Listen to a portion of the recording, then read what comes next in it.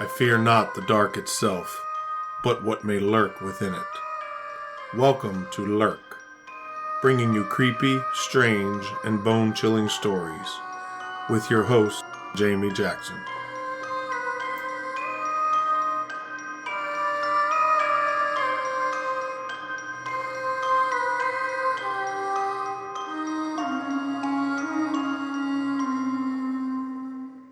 Hey lurkers, welcome to this week's episode. This episode is full of some interesting and little-known history and some ghosts. And if my equipment cooperates, maybe even a few EVPs. This week we're talking about the ghosts of Point Lookout State Park in Scotland, Maryland. If you follow Lurk on Facebook or Instagram, there was a little giveaway contest to guess where I was based on a photo. And I was at Point Lookout.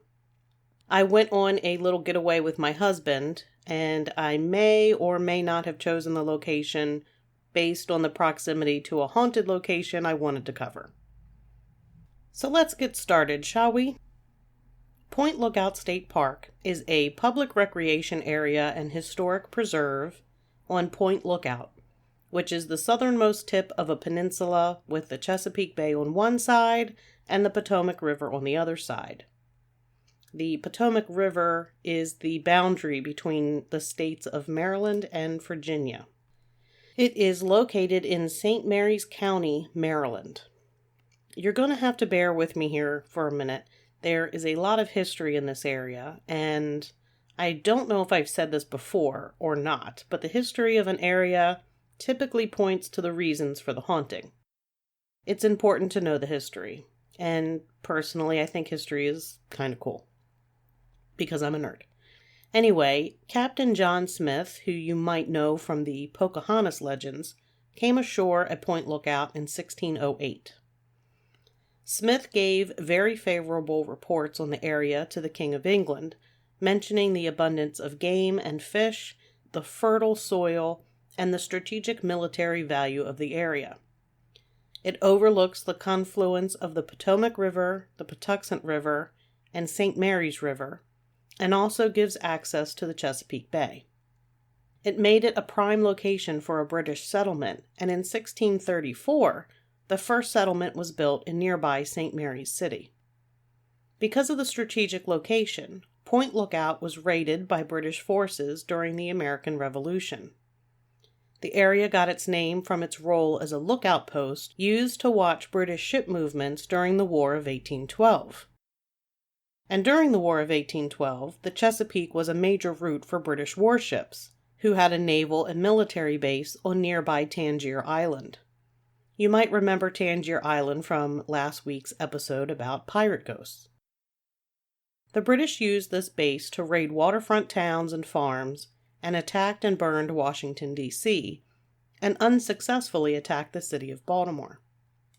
During the American Civil War in 1862, a large portion of the land around Point Lookout was turned into port and temporary city of civilians and military personnel with numerous buildings. It included a large Union Army hospital, a U.S. Army garrison, and a Union prisoner of war camp to hold Confederate captives. At the Battle of Gettysburg in July of 1863, the Union Army captured thousands of Confederates that were housed in Point Lookout.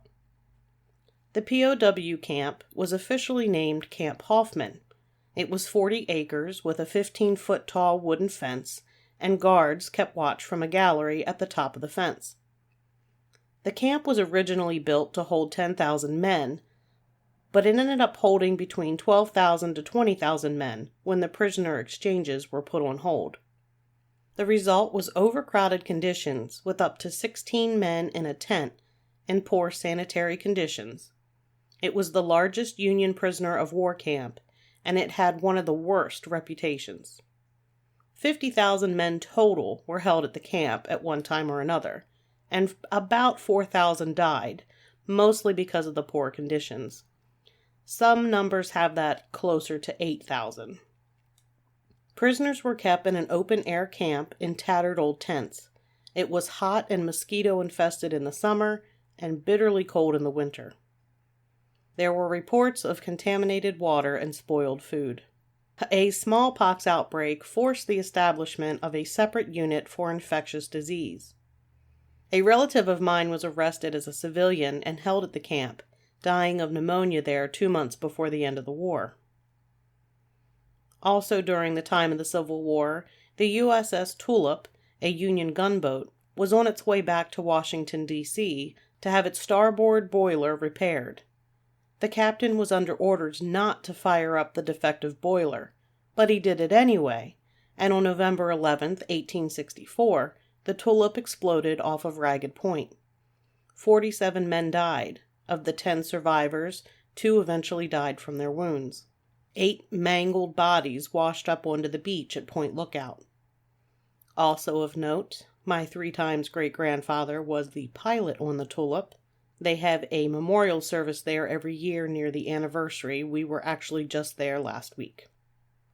Continuing with Point Lookout history, there's a lighthouse located there as well. It was originally built in 1830, beginning as a 1.5-story house. The building was then enlarged over the years. Tragedy happened not long after the lighthouse was built, when the first lightkeeper, James Davis, died on duty.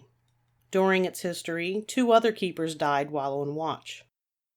After the death of James Davis, his wife Anne maintained the lighthouse for many years after his death.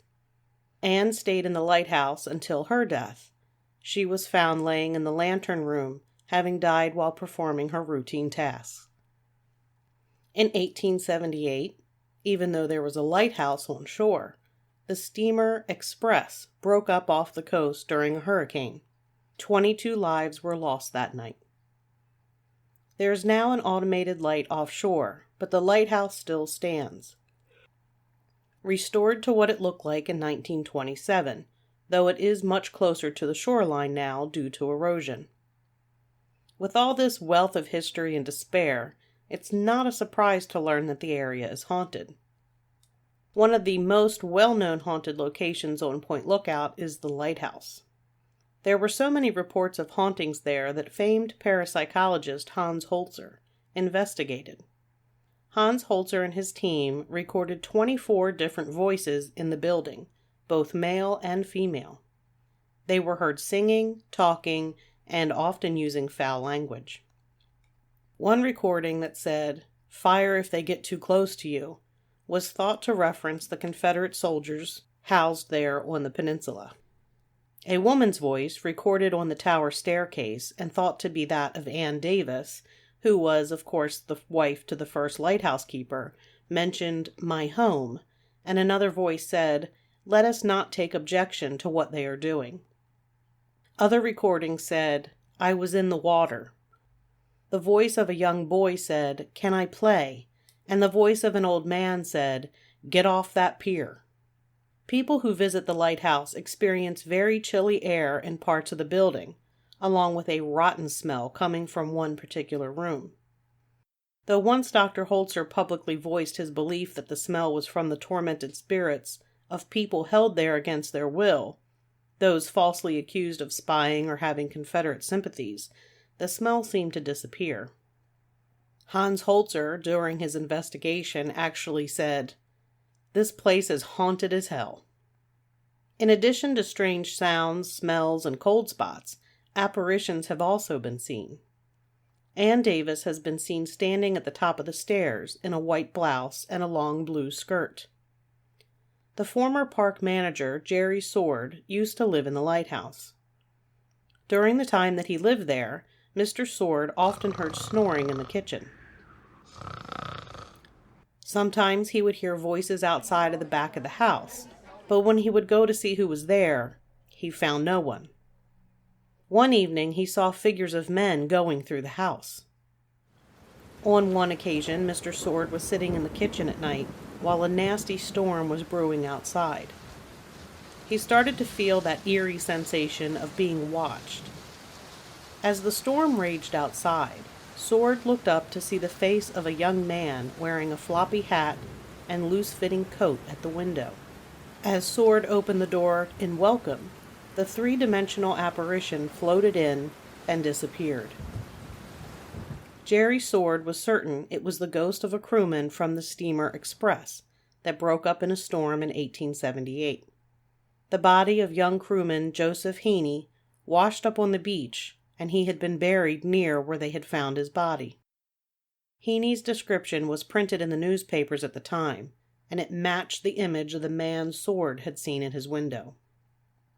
Jerry Sword also sometimes heard footsteps in empty rooms and on the staircase, and the low murmur of voices. The sounds of objects crashing to the ground would send Jerry running to see what had happened, only to find that nothing was out of order. He heard coughing and felt invisible entities pass by him as he entered a room. And there was the constant feeling of being watched. I have that feeling sort of often, usually when I'm sitting here recording the podcast. Today it's kind of quiet, but I'm recording a little earlier than usual. That wasn't a challenge if there's anybody dead hanging around here. Numerous fishermen throughout the years have heard calls for help while they're on the water, only to find that there was no one to be found. There's also some photographic evidence of spirits in the lighthouse.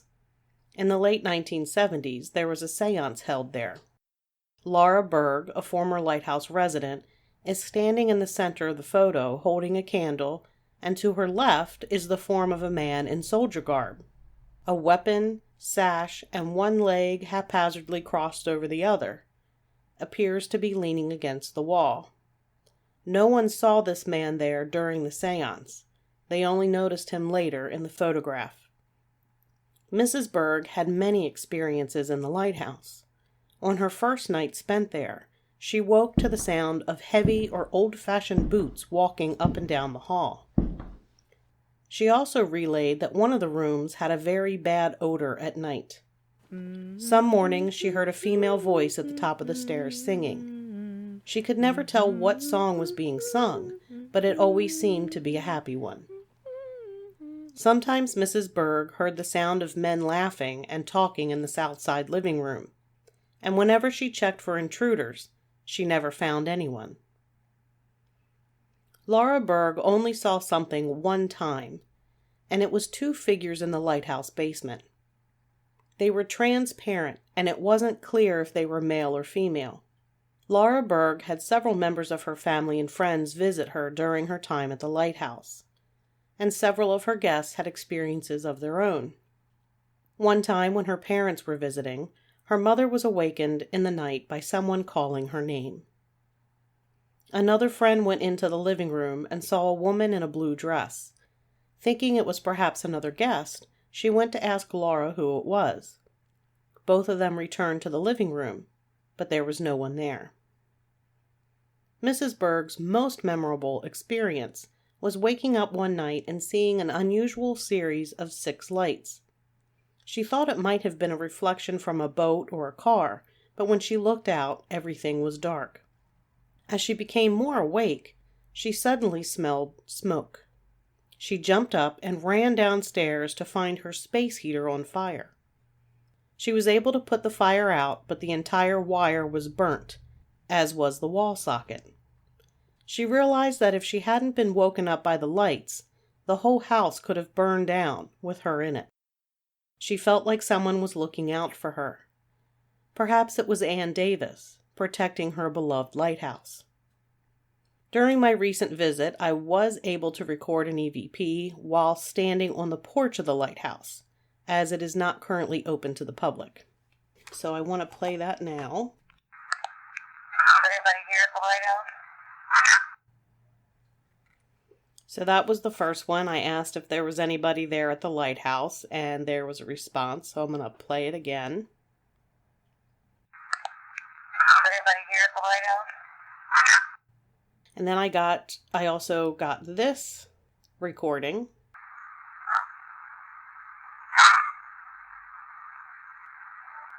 Santa here? Did you see what it say?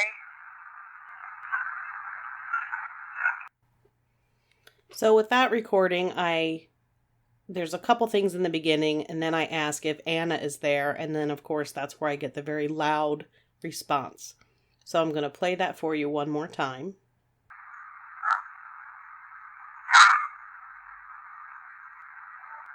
Is Anna here?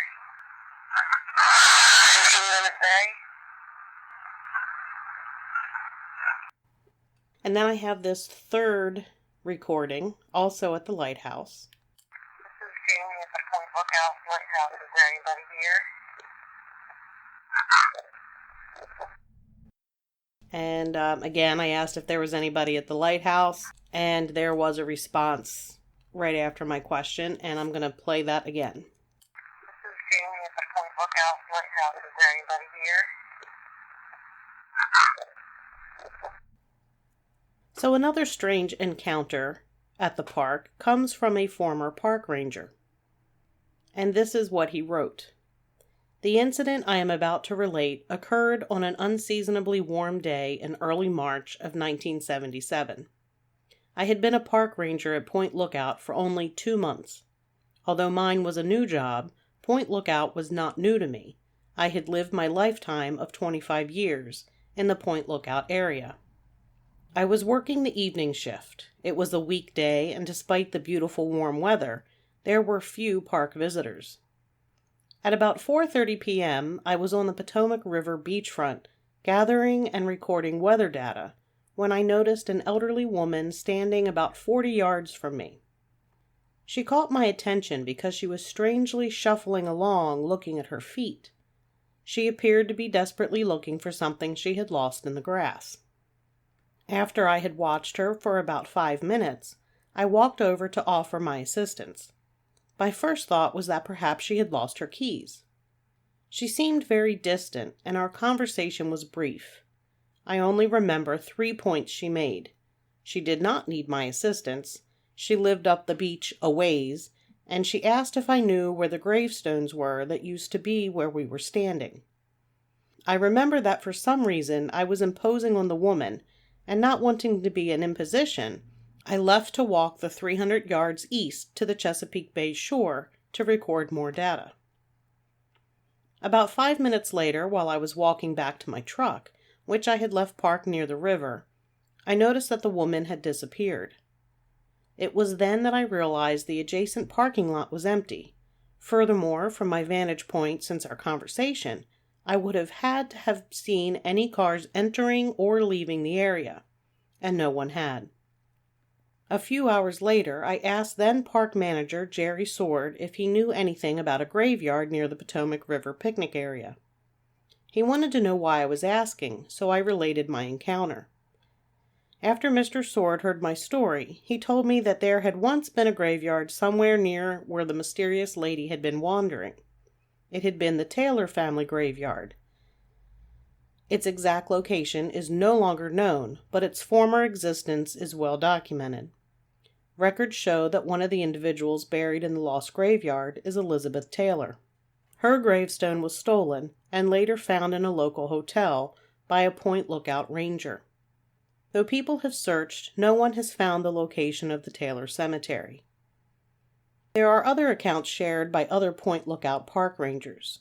One mentioned that he had witnessed a man running across the road through Point Lookout. The sightings always took place during the day and on one of the same sections of road, and the man always crossed the road after the truck had passed, causing the ranger to view the man in the rearview mirror. The man always crossed in the same direction. Other rangers have witnessed the same man at different times of day and different times of the year. The witness said, "The first time I saw the man, I immediately returned to the crossing site. The man was running using long strides. He first appeared at the edge of the road, adjacent to one of the Point Lookout camping areas. He crossed the road and dashed into the woods on the other side, leaving the park property. My first thought was that he was a trespasser fleeing the area. I examined the area but was unable to find any type of path on either side of the road, or any evidence of human or animal crossing. I did not get a good enough look at the intruder to identify him or describe his attire. The site of the crossing is near the original Confederate soldier cemetery, where prisoners who had died of smallpox at the nearby smallpox ward for sick Confederates had been buried. The route the man was taking would have been directly away from the hospital. Apparently, Confederate prisoners would trick Union guards into sending them to the hospital, and then they would attempt to escape through the same woods from which the man was fleeing. Was this the ghost of a prisoner who had escaped the hospital only to die there in the woods? Because Point Lookout is on a peninsula, electricity can only be brought in from one direction.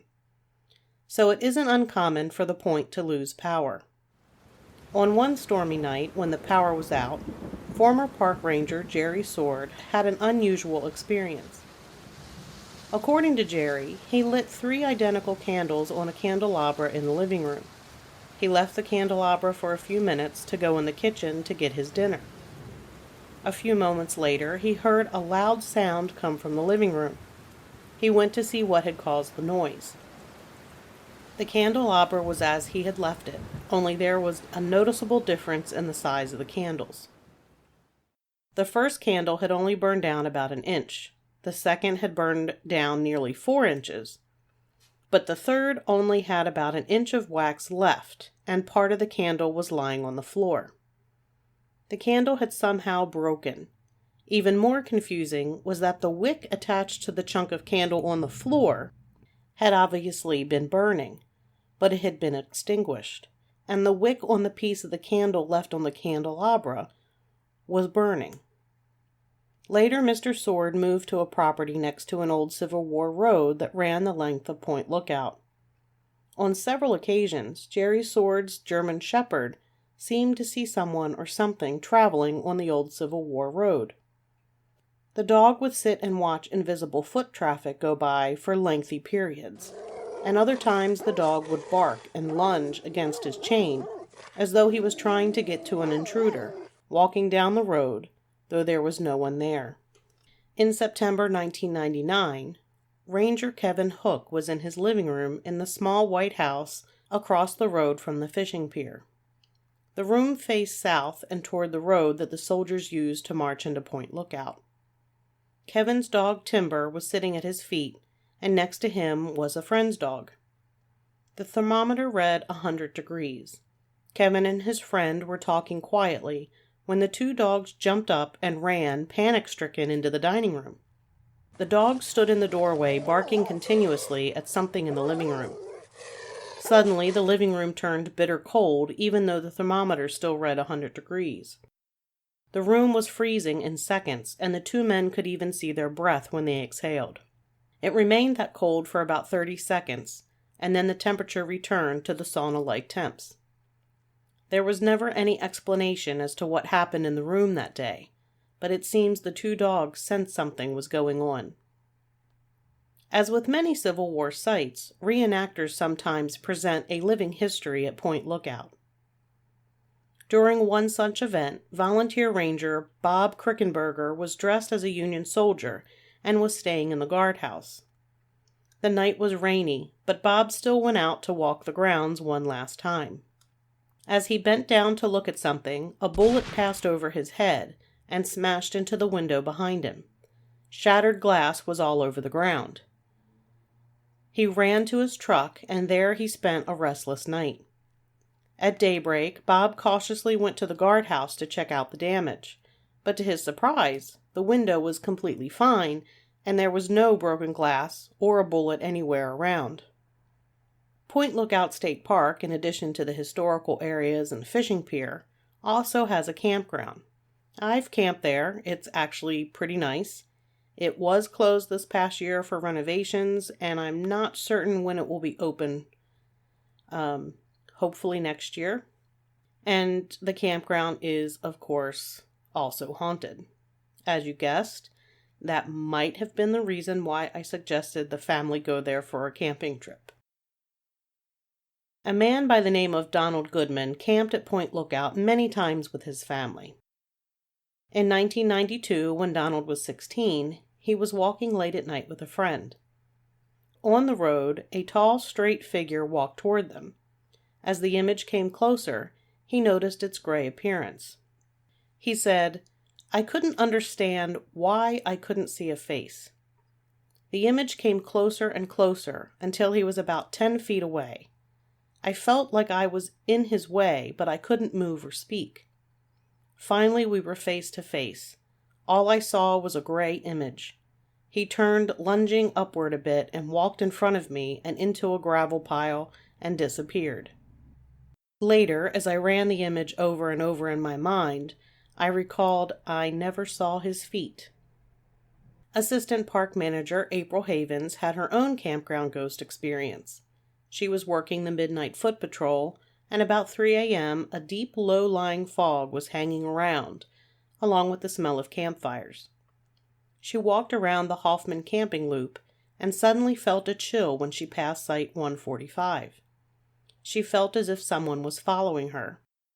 She heard a noise behind her and turned to see a row of white square tents in the middle of the road, tents like the ones that were used in the POW camp. Havens took off running to the camp office, where she quickly entered and shut the door. I came across a few comments and reviews from campers about some of the experiences that they've had. The first reads, "We stayed there early in the camping season 2016. The only campers in our loop. During the night, footsteps paced slowly back and forth outside our trailer. It had rained during the day before, and the ground was still quite soft. No footprints in the morning, but it crunched heavily back and forth. Next night, there was otherworldly chanting noises, loud and hollow sounding. Not a radio or any other sound system like that. It went on from around 11 p.m. to 2 a.m. Nothing about it was recognizable as just people down at the beach. We packed up and out we went next morning, never going back." The next reads, "My wife and I camped at Point Lookout in the early 90s.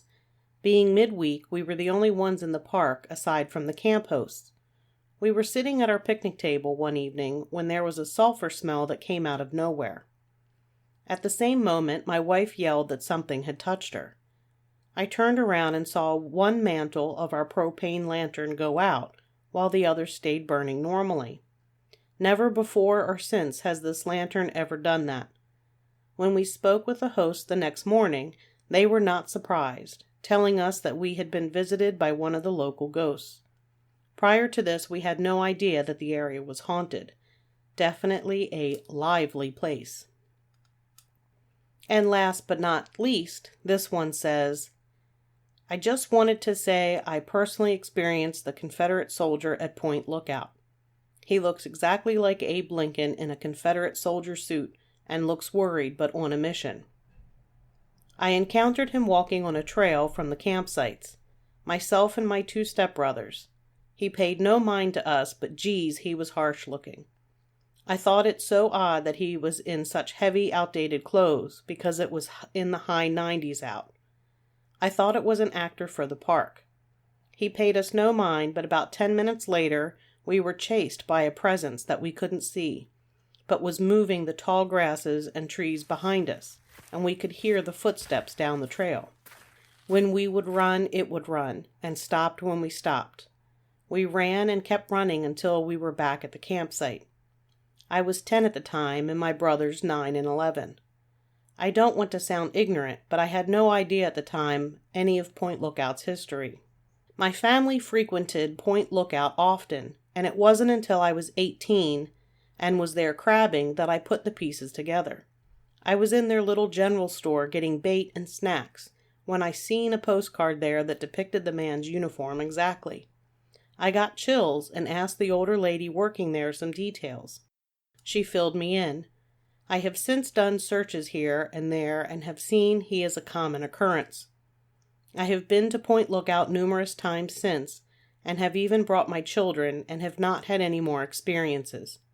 I did, however, have a park worker once tell me about the old lady on the beach. He told me she is dressed in white and looks for the grave of her child, which was moved during construction. So eerie. There are other camper accounts of strange things at the Point Lookout campground. One couple mentioned hearing a man say "hey" one night outside their tent, followed by the sound of footsteps circling them. They watched out of the open window of their tent, but they never saw a soul. Other campers mentioned seeing Elizabeth Taylor on the beach looking for her tombstone. I also recorded a couple of EVPs from Point Lookout from the area of the hospital. So I'm going to play the first one for you. Something you want to say?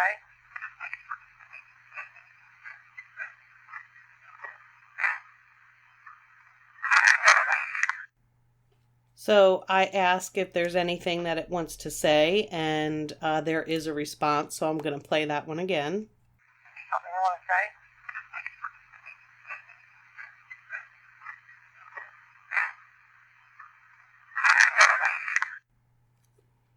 say? And here is another one.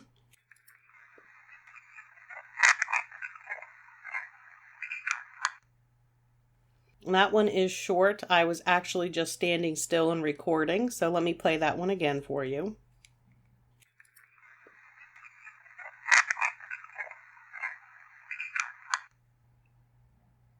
And here is another one. We're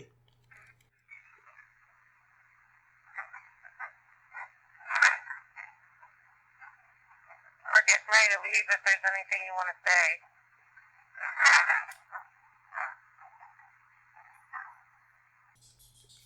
Again, we were getting ready to leave the area, and I just asked if anybody wanted to say something, and there was a response. So let me play that for you again.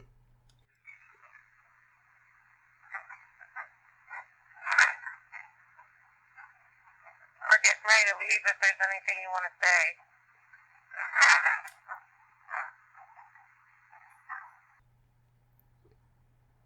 So as I mentioned, I have camped there at Point Lookout, but I did not encounter any ghosts, except maybe the ghosts of the overcooked vegetables from dinner.